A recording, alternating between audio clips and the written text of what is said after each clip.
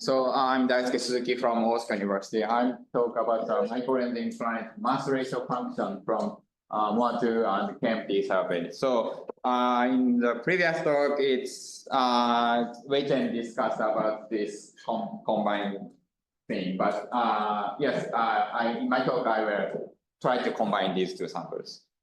So this. That's just a laser. Use the button. Yeah, just use the keyboard. Yes. Oh, keyboard. Okay, sorry.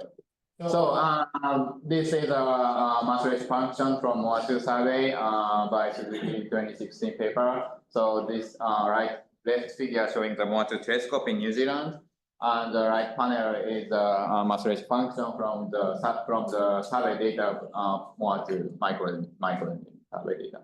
So this black histogram is the detected planet distribution, and the red histogram is corrected intrinsic mass ratio function, and we fit this corrected mass ratio function by the broken curve, and we find the possible break here around the Neptune mass. So we used 29 planets in this sample.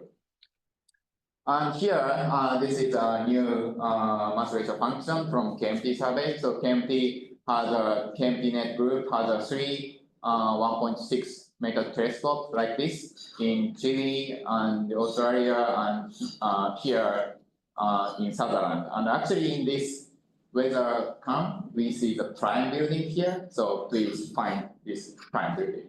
And so this is a mass ratio function from KMT survey, and the corrected mass ratio function, mass ratio distribution is dark blue, and they fit with a single Fano and also double Gaussian shape model, and they find some possible gap or deficit around here, the Saturn or Jupiter mass ratio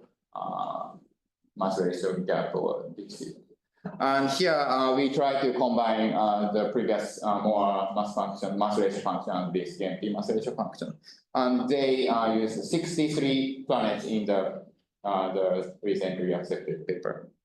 But in their paper, they do really complicated thing. So they use 8 planets from the 2016 and 2017, only for the mass ratio below the mass ratio of 10 to the minus 4.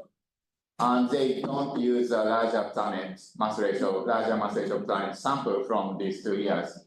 The other hand, they use full mass ratio sample in the last 2 years, which is in total 55 planets.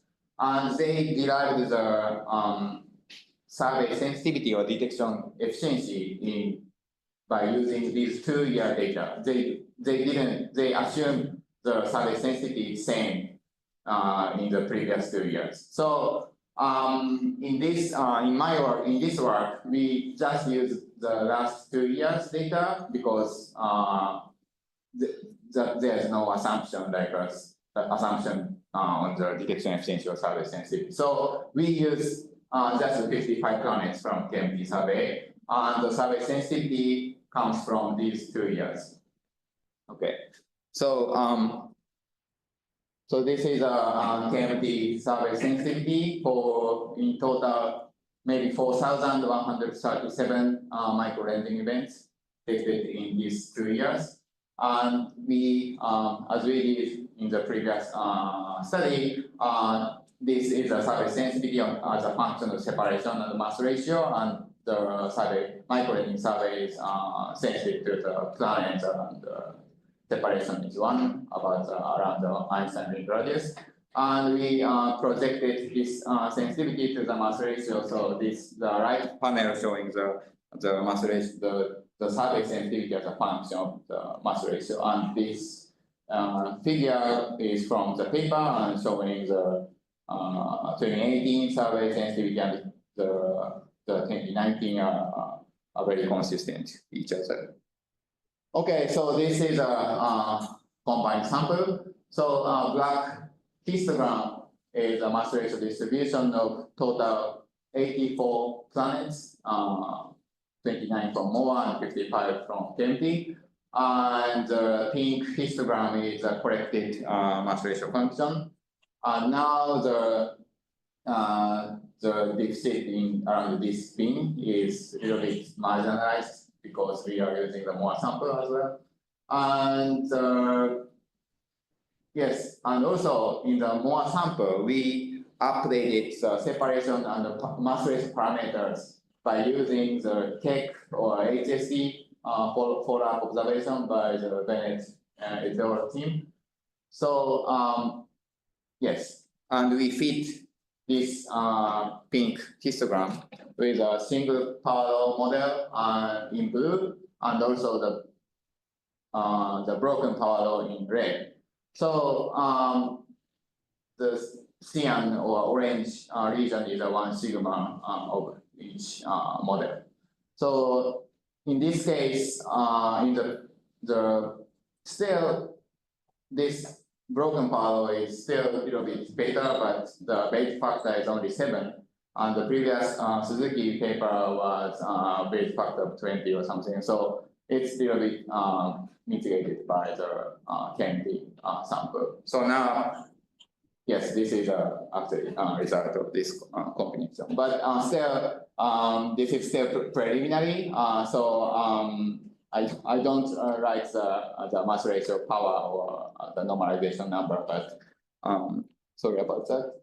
Okay, so next we try to compare the combined sample to the theoretical model. And this actually the theoretical model is same as the previous Suzuki 2018 paper. So this dark blue histogram is the model prediction by using the IDA and ring planet population synthesis model with optimized host masses distribution of Suzuki sample. And yes, so actually the result is almost same as before. And the right panel is showing the previous result. And here, sorry, and also this dark blue histogram is includes moderate planet migration. And here it is unlikely case, but assumed no migration case. And then we see a lot of large mass ratio planet in the light blue histogram. And yes, anyway, in this model we see, this corrected sample has maybe 1 order magnitude larger frequency at this bin, but personally I should be more careful about this bin because KMT sample has find some gap or deficit, but still the combined sample has this result. Okay, so okay, and yes, so this is actually the mass ratio function is bound planet, but we are actually finding free floating planet as well. So this is very different topic, but actually microlensing survey has a rogue planets as well. And this plot is showing the comparison between the simulate or free floating planet mass function.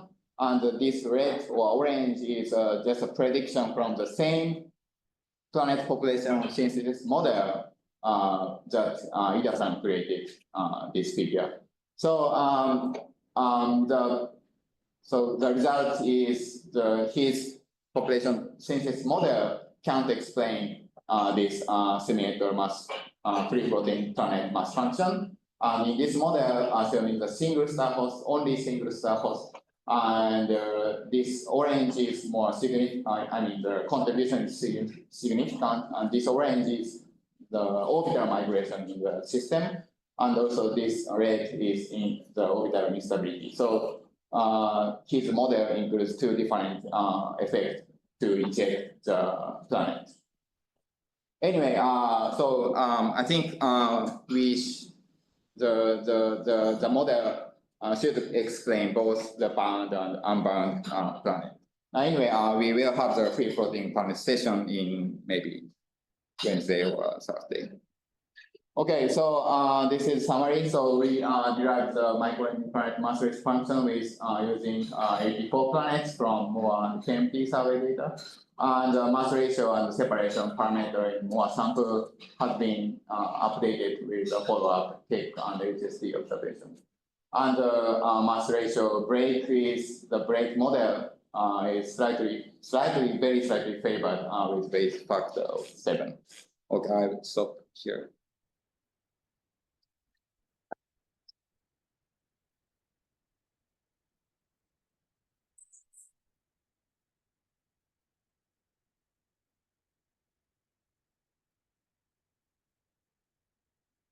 Hey, for the free floating planet analysis, have you looked at did your simulations include certain binary planets? Because although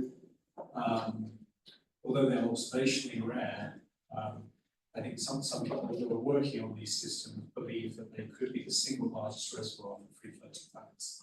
Okay, is it circumbinary planets? So circumbinary. Okay, in this model, he doesn't include, but the other model I'm working, it includes a circumbinary planet formation, and I actually derived the predicted mass ratio function and compared it with our combined sample, but the prediction is maybe 1.5 order magnitude less than observation. But still, maybe it's very preliminary. I just compared, so I didn't make a plot in this slide, but we are comparing. Yeah, I think it's worth mentioning, we had this rogue planet workshop in December in Osaka. And I think one of the main conclusions from that workshop was that it's really hard to explain the frequency of free floating planets found by microlensing using any theoretical prediction.